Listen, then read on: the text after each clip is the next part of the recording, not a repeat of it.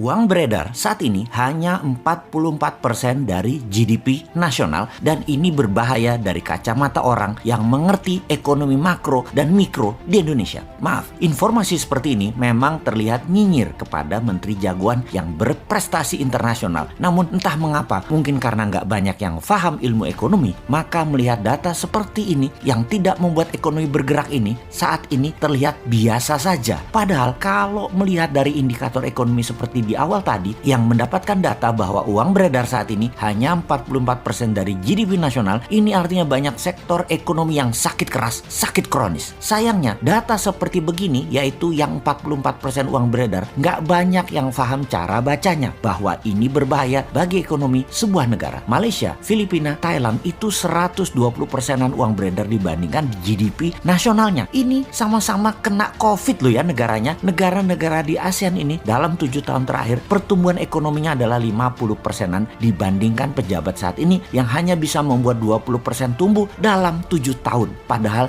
niat dan janji sucinya dulu 50%-an tumbuhnya dalam 7 tahun karena setiap tahun katanya ekonomi harus tumbuh 7%. Dan kalau semua itu tercapai tumbuhnya 50%-an. Ini harusnya ya 50%-an dalam 7 tahun. Ternyata tidak tercapai, hanya 20%. Dan untuk menutupi kegagalan tersebut, maka strategi yang dilakukan oleh yang katanya jago ekonomi dan keuangan negara tersebut yaitu menggunakan FDI, Foreign Direct Investment. Oke, bolehlah strateginya. Sekedar mengingatkan di mana nanti para new mind kalau berkuasa beda strateginya. Pakai DDI, Domestic Direct Investment. Pakai kekuatan kita sendiri dalam negeri, anak bangsa. Saat ini oleh old mind, anak bangsa kekuatan sendiri tidak dipercaya. Bahkan 4L sering mengatakan Indonesia belum mampu, jadi perlu orang Tiongkok. Heran ya, kok anak bangsa diejek tapi oleh fansnya nggak ada yang mencela atau yang kecewa. Oh lupa, punya pasukan buzzer yang selalu meluruskan hal yang bengkok dengan narasi. Bener deh, sangat jelas kalau strategi sekarang adalah cinta asing. Karena itu dipilih investasi FDI. Sekali lagi, namanya juga keputusan orang populer. Semua dilakukan terlihat benar lah. Sampai suatu hari piring kalian kosong,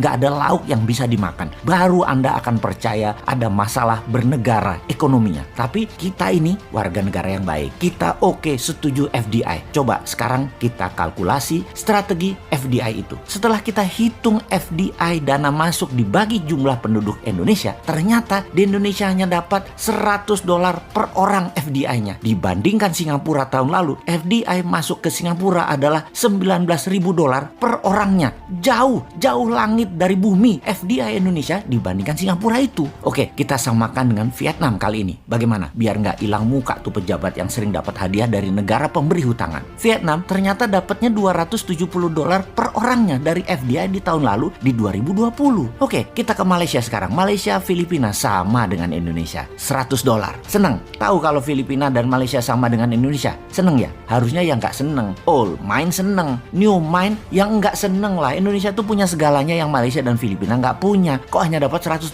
Lalu apa strateginya? Ya kembali ke klasik. Karena old mind bisanya cuma satu, yaitu hutang lagi. Oke, mau lihat dari kacamata mana indikator ekonominya sekarang? Bagaimana kalau kita lihat dari pertumbuhan kredit? Tiap tahun harusnya kredit disalurkan itu tumbuhnya 15% dibanding tahun sebelumnya. Di mana 15% itu pasti akan menumbuhkan 7%-an ekonomi. Namun, beberapa tahun belakangan ini, kredit hanya 2-3% pertumbuhannya. Ya bagaimana ekonomi mau tumbuh 7%?